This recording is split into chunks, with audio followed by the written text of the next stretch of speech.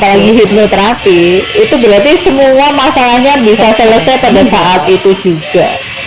Aku juga ngalami karena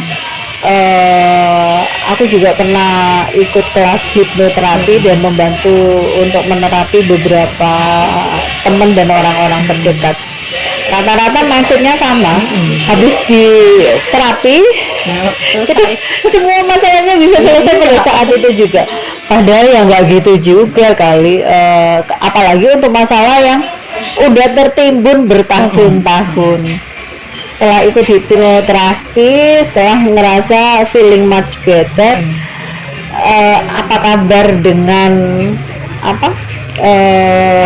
alerginya? Terus terang alergi masih ada, tapi saya lebih melihat dia sebagai peminat. Jadi kalau saya kayak kondisi kecapean atau pokoknya intinya badan kayak capek gitu ya, alergi itu bisa keluar.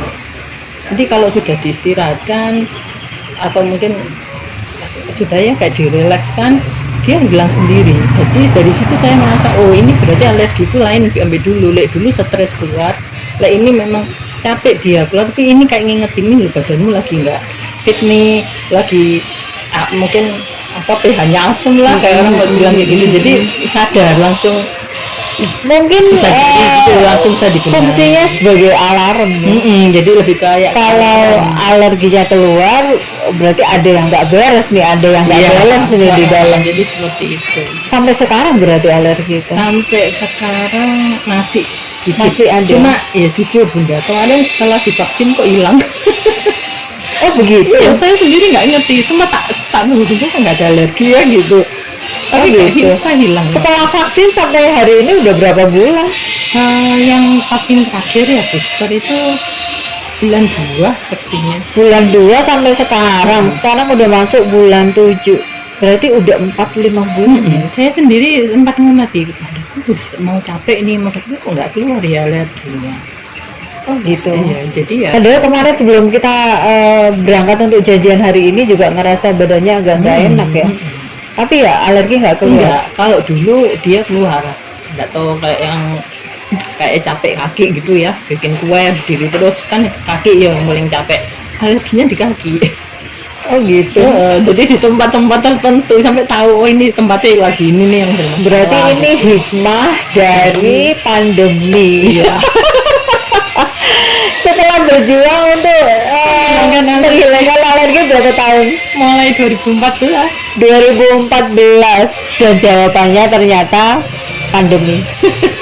Karena setelah vaksin booster ya, vaksin pertama, kedua, booster, alerginya udah 4-5 bulan nggak muncul lagi.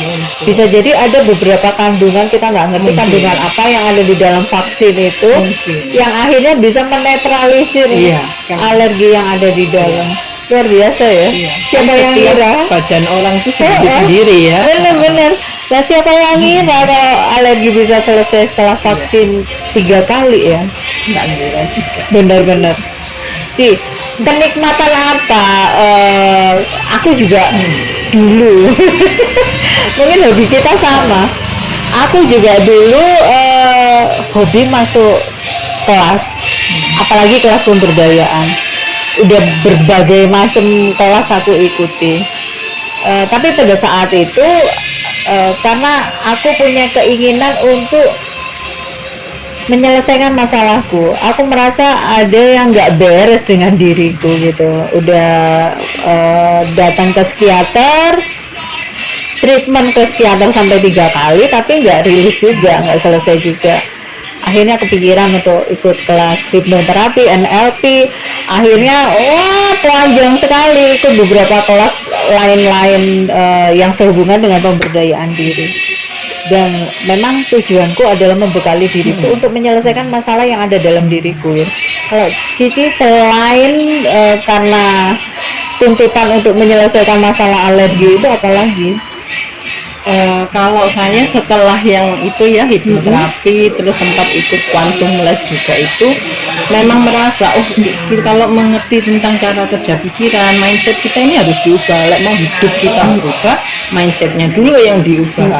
Nah dipaksa gimana pun kebiasaanmu dirubah, kalau mindsetnya nggak berubah nggak bisa. Jadi saya ikut kelas itu lebih untuk tujuan merubah yang di dalam diri saya, mindset saya.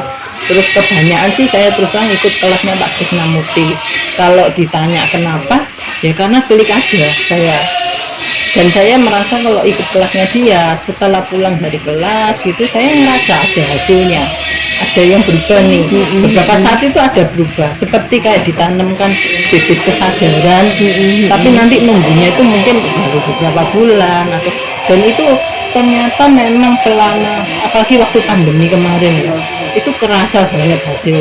Kita ikut workshop itu lebih bisa handle kayak kecemasan yang kita nggak bisa keluar apa, dan kita emosi bisa itu lebih tough ya Iya. untuk menghadapi kondisi pada saat itu. lebih bisa menyadari handle-nya itu seperti itu. Memang menarik sih. Kadang-kadang kita itu ngerasa sayang untuk menginvestasikan uang yang notabene ikut kelas pemberdayaan itu tidak murah. Bener ya, tidak murah.